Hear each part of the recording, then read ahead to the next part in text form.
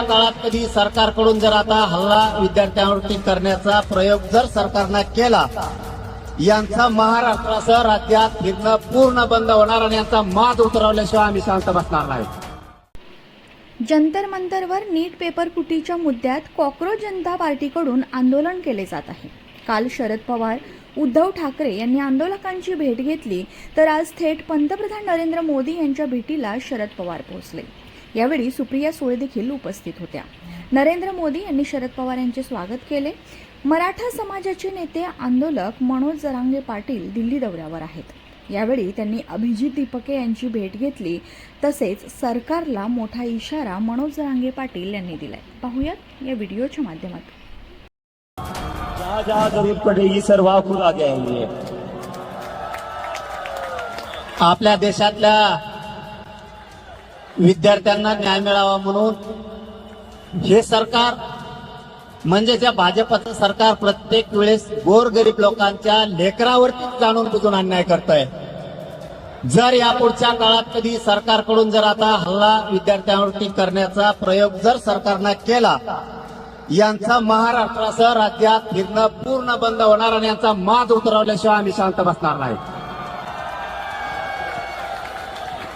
Sir ने जो कहा है वो ये कि ये जो सरकार है, बीजेपी की जो सरकार है, वो बस गरीबों के बच्चों के ऊपर हमला करती है. और इसके बाद अगर स्टूडेंट्स पर हाथ उठाया तो जितने भी बीजेपी के लीडर्स हैं उनको महाराष्ट्र में घूमने नहीं देंगे मनोज जरांगे सर, ऐसा सर ने कहा.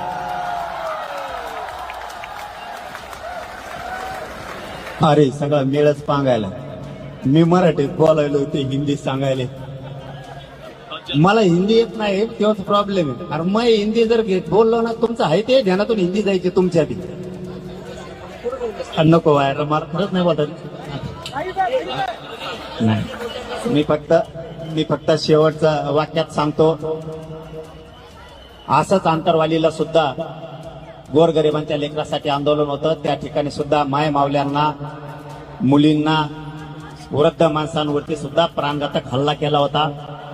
या सरकारनं आमच्यावरतीही गोळ्या घातल्या होत्या. फक्त माझी सगळ्या विद्यार्थ्यांना एक विनंती राहील, तुम्ही ही जागा सोडू नका. आम्ही सगळा देश तुमच्या मागे आहे. तुम्ही तिकडे गेलात ना, हे आंदोलन मोडून टाकते. शांततेच्या आंदोलनात एवढी ताकद आहे ते आम्ही सिद्ध करून दाखवलंय. आम्ही सुद्धा तुमच्या सोबत आहेत. ही जागा फक्त सोडू नका. सरकारला आपण निवडून दिलेलं आहे. आपण आपल्या मायबापांना यांना मतदान केलंय, आपल्या गावकऱ्यांनी यांना मतदान केलंय, आपल्या जिल्ह्यानं तालुक्यानं यांना मतदान केलंय.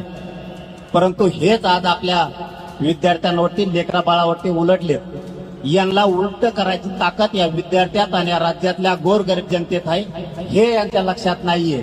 परंतु या पुढच्या काळात जर तुम्हाला कुठं धक्का लागला तर आम्ही सगळे तुमच्या सोबत आहेत. सोनमजीच्या सोबत आहेत, आपल्या अभिजित भैयांच्या सोबत आहेत. सगळं राज्य आणि देश तुमच्या पाठीशी. एवढाच शब्द देतो आणि थांबतो. धन्यवाद.